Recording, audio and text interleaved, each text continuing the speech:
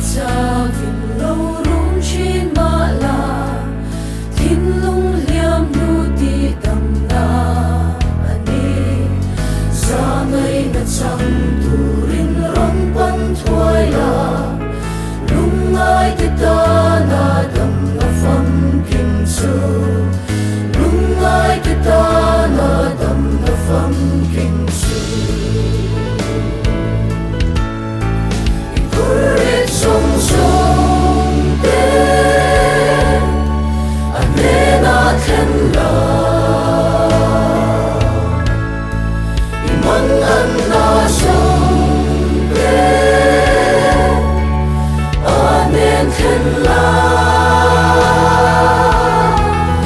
o nang vot vai thu la ron pan thuai la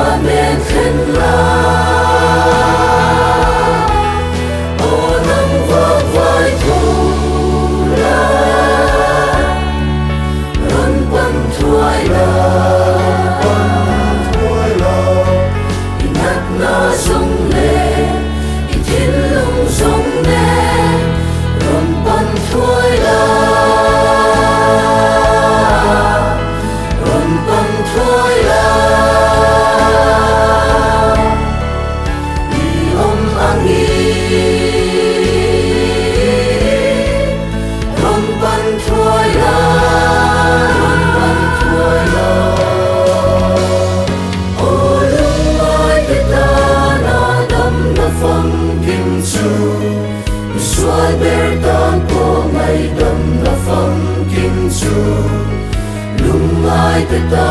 na dam na fam kim chu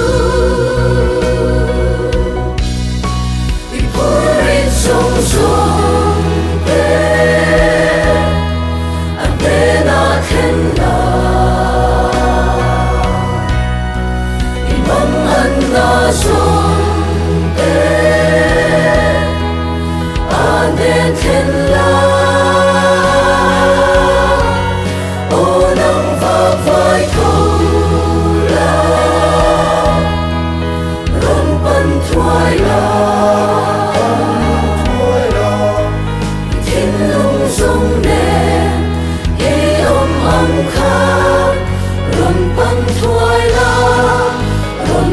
thôi la inat na sông le